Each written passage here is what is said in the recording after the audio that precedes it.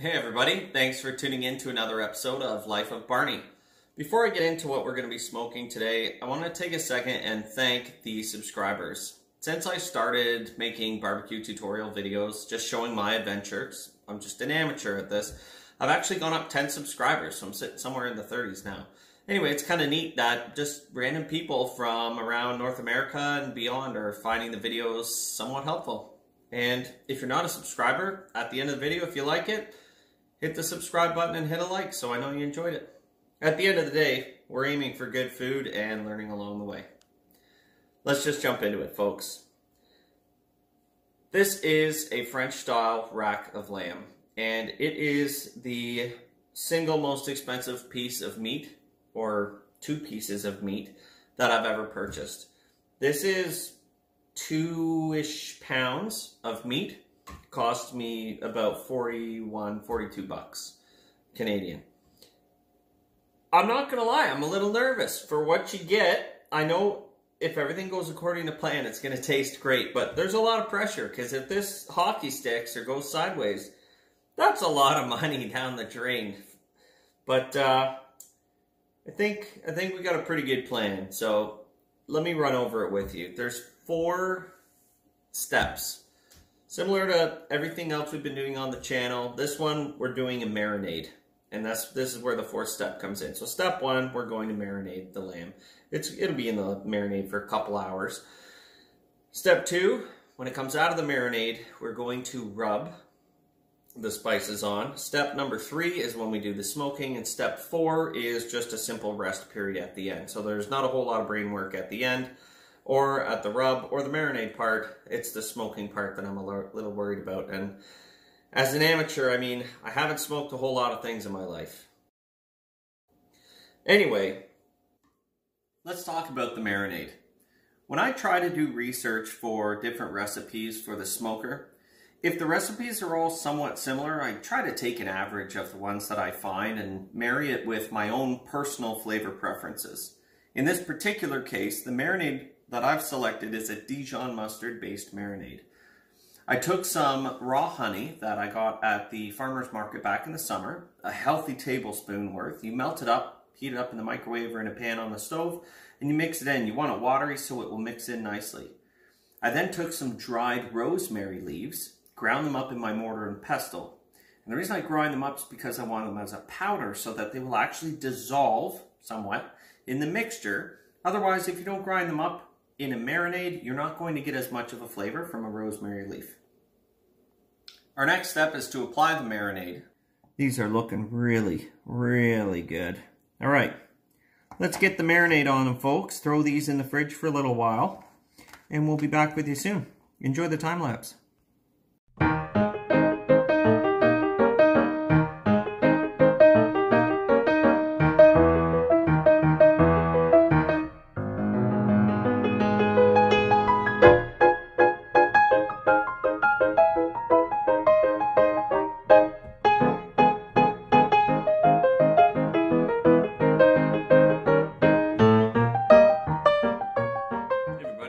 Tuning back in.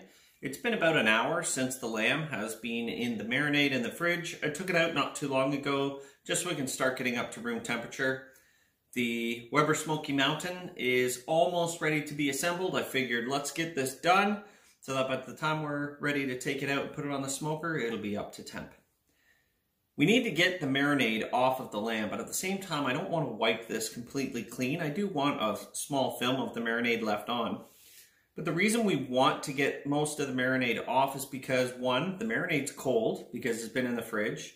2, it's inconsistent in thickness because we weren't worried about how thick it was. And the problem with that is it's going to cook unevenly because the heat has to penetrate those different thickness layers of the marinade before it even gets to the meat. And lastly, if I don't wipe it off, I'm not going to be able to get the rub on.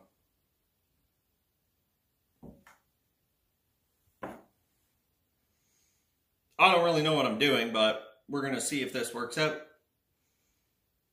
Let's do it.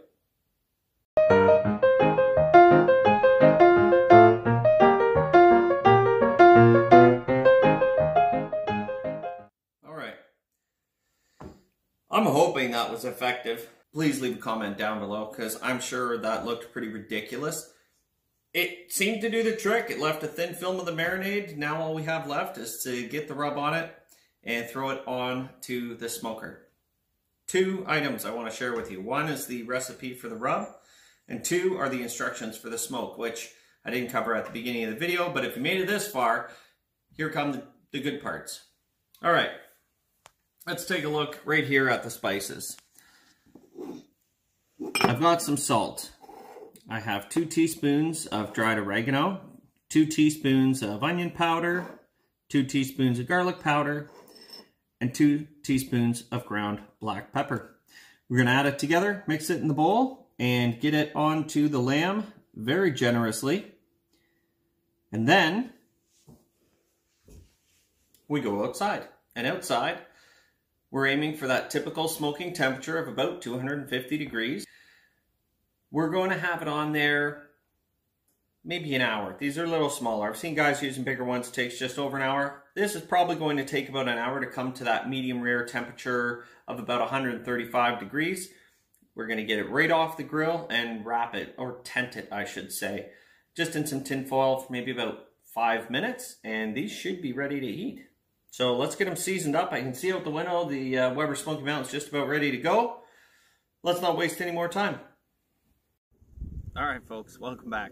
Thanks for joining me outside. It's a particularly windy day today. It's not too chilly though, but the wind is definitely affecting the charcoal. You can see how white hot the coals have gotten in a very short amount of time. This has really only been heating up for about 10 minutes, so I got to get this thing assembled, close those vents down, and hopefully I'm not going to exceed our 250 degree temperature. It just means I'm going to have to watch it very closely when I first put the meat on. Anyway, today I'm using lump charcoal instead of briquettes. Main reason, I ran out of briquettes. Also, it's not uncommon for me to use lump charcoal. There's nothing wrong with it. It burns a little hotter. It doesn't last as long. At any rate, we're going to add a few chunks of cherry wood onto the coals today, just to get that nice sweet flavor. Apparently, because lamb has a very strong flavor on its own, you don't want to over smoke it with a heavier smoke like mesquite or something like that. So let's get a couple of these out.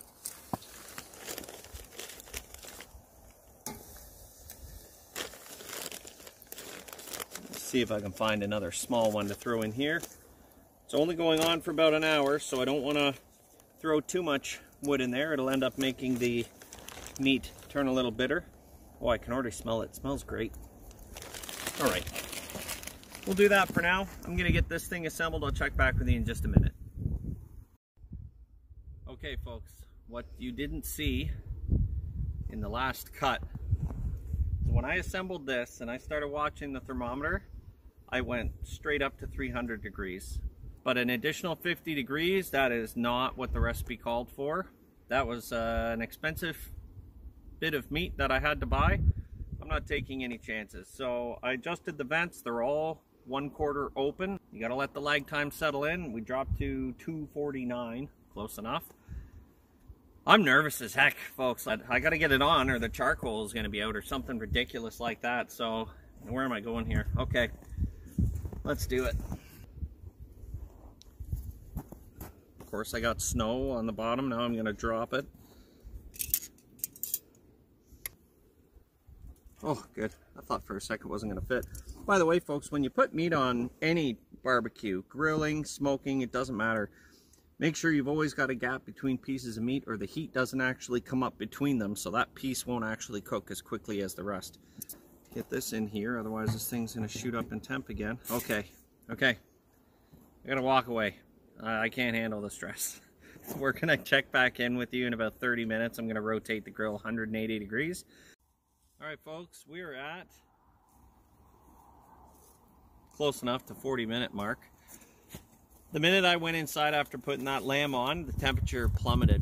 We're down at, we're sitting at about 225. The wind died off as soon as I went inside, which means there's no extra oxygen passing over. It wouldn't hold the temp, so now I've opened one of the vents fully. I've got another one half open and the other is 1/4 open. for the last maybe 10 minutes and the temperature is not budging. In the meantime, let's have a viewing. Come on in.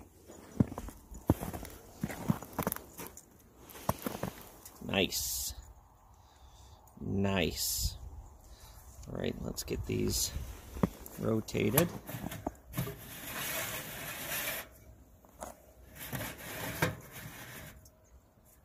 Okay.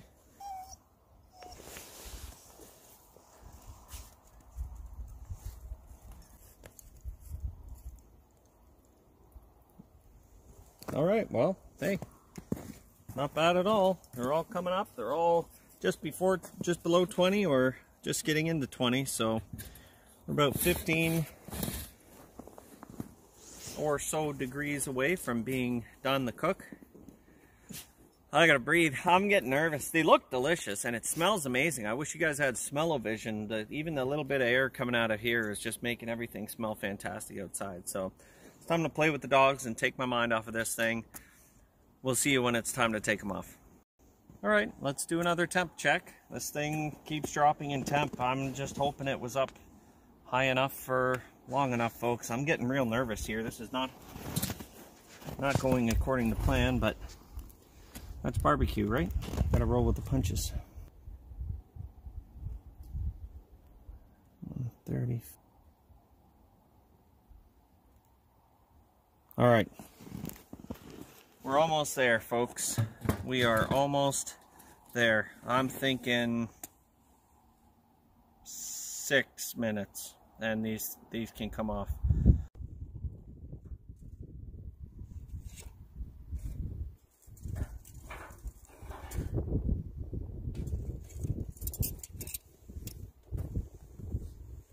We're done.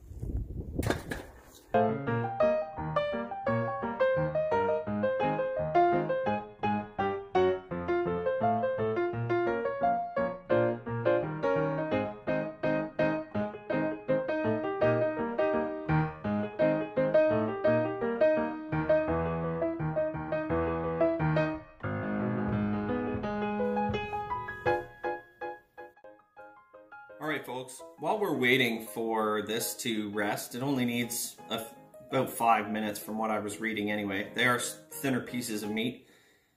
We were at just over the hour and 15-minute mark. It took longer than I thought for 2 pieces this size. A couple important items to note. I couldn't hold 250. I had everything disassembled for way too long and it shot up to 300. I had to play with the vents a little bit to bring it down to 250. It held 250 for all of 5 minutes, and then the temperature just tanked down to about 220. By the end of the whole smoke, we were barely holding 175. And more fuel equals more fire equals more heat. Well, I'm using lump charcoal, which burns a little hotter than briquettes. So I thought, well, I'll put about half as much in. Well, what ends up happening? Not as much fuel means not as much fire, which means you're not going to hold necessarily the temp you want, even if you're only aiming for 250 degrees. Lesson learned. For next time, don't chintz out on the amount of charcoal that you use.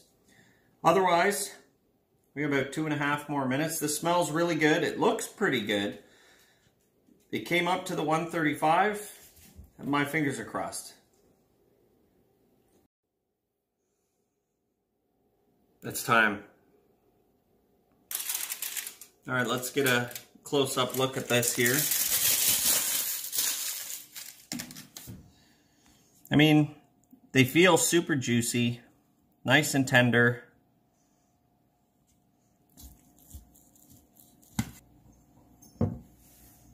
Well, it's a little more rare than I would have liked, but it's still super juicy. The fat could have been trimmed up a little more. All right, give me a sec, folks. I'm going to tidy this piece up, and we will do a taste test.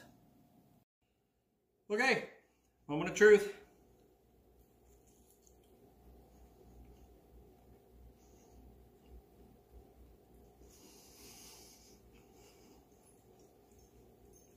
Oh, yeah.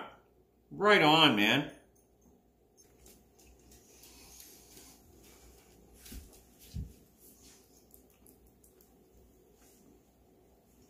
I wasn't worried at all. Oh, man.